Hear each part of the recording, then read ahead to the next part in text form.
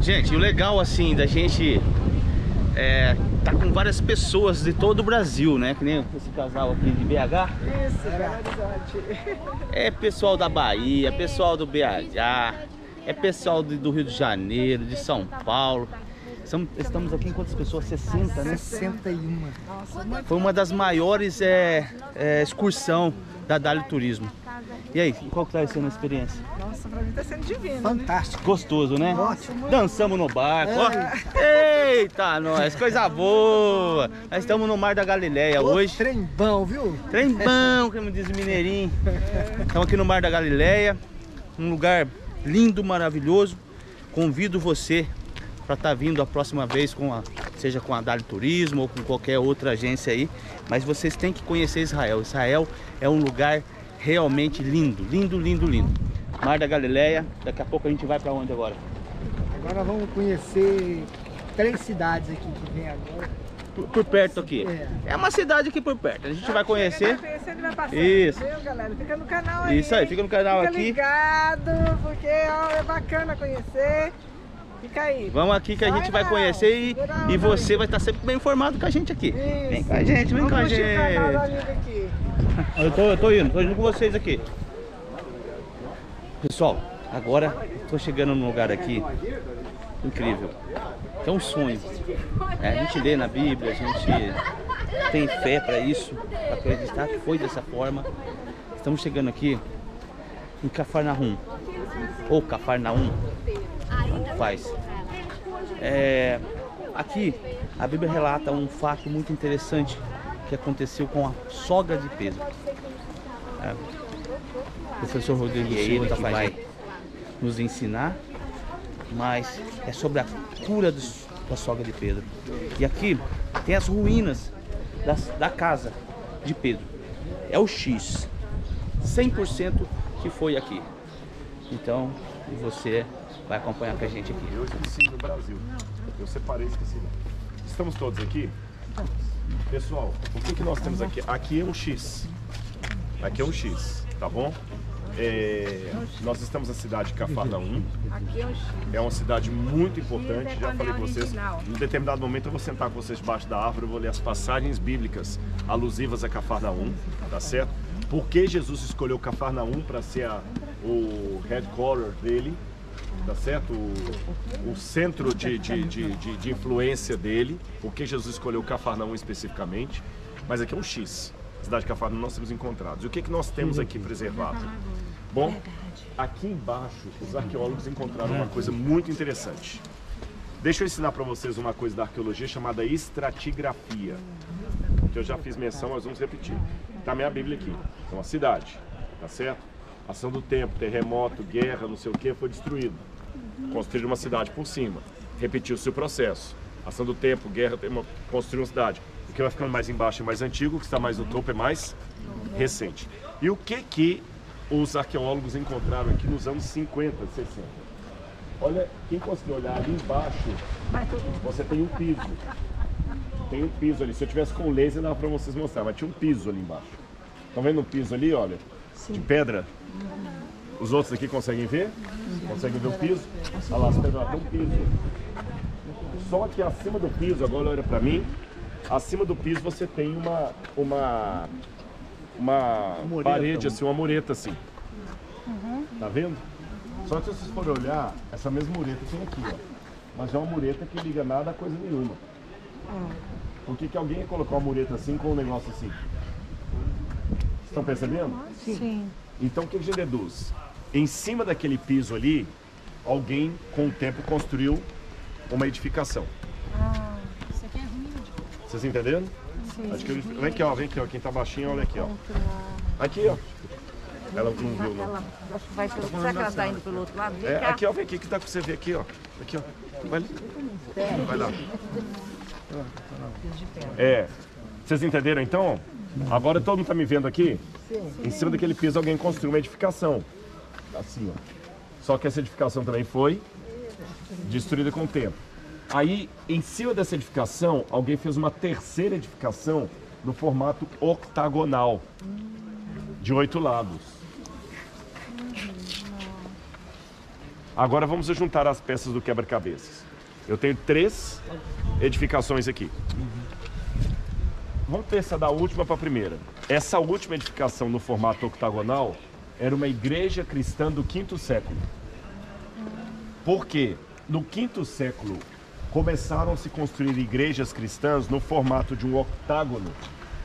Porque o 8 é um número messiânico. A gente não tem isso explícito na Bíblia, mas a gente sabe pela tradição oral que o 8 era um número messiânico. O 7 é o número da perfeição, o 8 é do Messias. Então talvez os cristãos... Não estão ouvindo? Por que não? Ah, tá. Não sabemos a razão. Não sabemos a razão. A única questão que a gente pode dizer é o seguinte, que de alguma maneira os cristãos queriam mostrar que para eles o Messias veio. Por isso que eles faziam uma igreja em forma de 8. E no judaísmo tem uma tradição do 8º dia, que é considerado o dia messiânico, quando o Messias vier. Então é fragmento de história. Tudo bem até aí? Então eu sei que eu tenho uma igreja do 5º século. Abaixo dessa igreja do 5º século, eu tenho uma igreja do 4º século, chamada Domus Ecclesia. Por que Domus Ecclesia? Porque as primeiras igrejas cristãs da época apostólica não eram igrejas, eram casas. O cristianismo só foi autorizado a ser uma religião reconhecida na época de Constantino, no 4º século. Até o 4º século, o cristianismo era uma religião proscrita, proibida. Então eles tinham reuniões nas casas, porque eles não tinham direito de ter, vou falar em linguagem atual, CNPJ e ter uma igreja. Vocês entenderam? Notinha de rodapé. Vou interromper minha explicação aqui para falar uma coisa. Vocês estão todo mundo conseguindo me ver, né, gente? Sim. Notinha de rodapé. Muita gente fala assim, na época do Novo Testamento não tinha igreja, a gente tem que seguir o Novo Testamento. Gente, isso é falta de compreensão do contexto da época. Eu tive, vários de vocês já viram nas redes sociais, eu tive gravei um vídeo aqui com o pastor Tiago Brunet e o Tiago Nigro, agora, aquele dia que eu não estive com vocês. E eles me perguntaram isso, por que a igreja cristã primitiva dava todo o dinheiro deles? Eu falei, porque eles estavam numa situação de estresse. Por exemplo, os moradores de Kiev agora que querem fugir do país por causa da guerra e tudo mais, você não tem tempo para ficar guardando dinheiro em banco. Se Deus que defenda estourar uma perseguição do anticristo, e vai estourar, e eu espero que você esteja do lado de Deus quando isso acontecer, tá certo? Eu não vou ficar com aquela aplicação que eu tenho no banco. Eu não vou ficar com 2 carros, eu tenho um carro, a Laura tem outro. Eu vou pegar um carro no desespero. Você tá sem carro? Professora, pega esse carro aí, foge com sua família, fuge com o meu. Vocês estão entendendo a questão? Obrigado. Foge com o carro. Em época de estresse, você não tem tempo para poder ficar com isso. Então a igreja cristã primitiva estava sendo perseguida. Agora olha que interessante, que o pessoal às vezes não pega. Os irmãos de Jerusalém pegavam tudo e entregavam para os apóstolos. Mas nas outras áreas onde a igreja não estava sendo perseguida, os irmãos estavam tendo uma vida normal, tanto é que eles mandavam ofertas para ajudar os irmãos de Jerusalém. Entenderam isso aqui? Sim. Então a gente não pode ficar pegando a Bíblia simplesmente falando assim, tá escrito era assim, então vamos fazer assim. Porque se eu pegar a Bíblia só pelo que está escrito e aplicar sem nenhuma interpretação, sem nenhuma contextualização, eu vou proibir mulher de falar na igreja, porque Paulo falou 2 mulheres ficarem caladas na igreja. Eu vou apedrejar quem não guarda o sábado, que a Bíblia fala que o sujeito foi colher lenha no sábado, Moisés levou para fora do arraial e mandou apedrejar. E eu não vou fazer isso, não vou te apedrejar porque você não guarda o sábado. Então a gente tem que pegar o texto da Bíblia, interpretar e descobrir o princípio que está por detrás dele.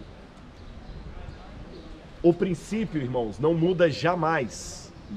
O princípio é o mesmo para todo mundo em todo lugar. Agora a aplicação do princípio pode mudar. Por exemplo, respeito, isso é um princípio. Agora, quer ver como é que muda? Quando nós entrarmos na igreja católica aqui, como é que você vai expressar o respeito por entrar na igreja católica? Você vai tirar o chapéu. Se a gente conseguir no sábado ir à sinagoga, como é que você vai expressar o respeito indo para a sinagoga? Colocar o chapéu. Percebeu? O princípio não mudou, mas a aplicação dele mudou. Os princípios de Deus da Bíblia são eternos, mas a aplicação deles tem que ser contextualizada. Ficou claro isso que eu falei? Sim. Então, voltando àquela época. Quando as primeiras igrejas foram autorizadas a funcionar na época de Constantino, elas foram chamadas de Domus Ecclesia. Por quê?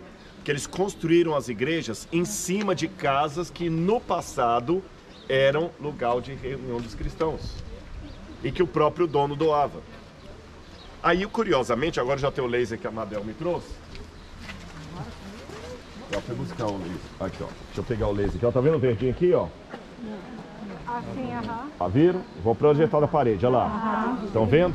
Então aqui, olha, eu tenho a igreja do 5º século, período bizantino, tá bem? Igreja do 5º século. Aqui eu tenho a igreja do 4º século. Tá vendo a parede que liga nada a lugar nenhum, ó?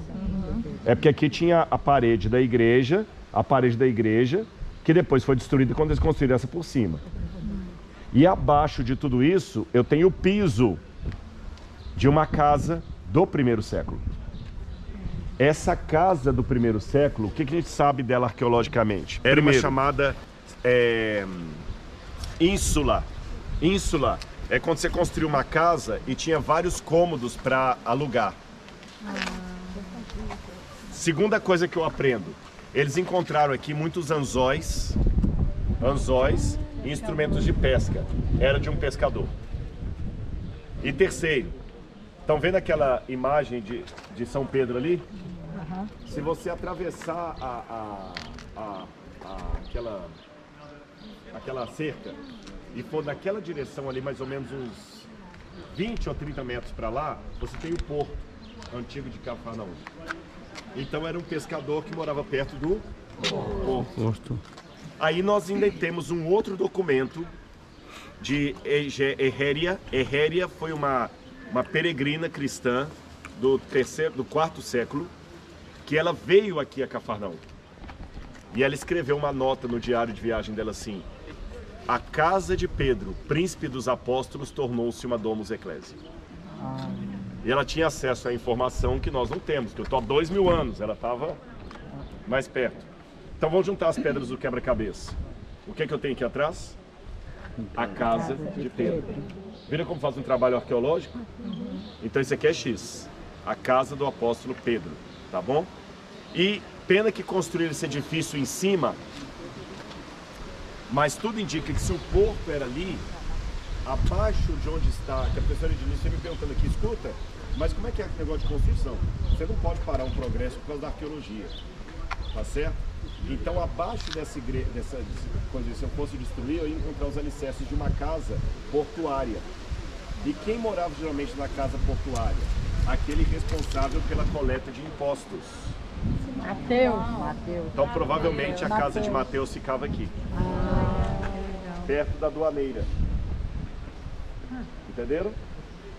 Então aqui já vamos fazendo, ó, casa de Mateus, ou ali o porto, que nós vamos ver depois se der tempo, casa de Pedro, tá certo?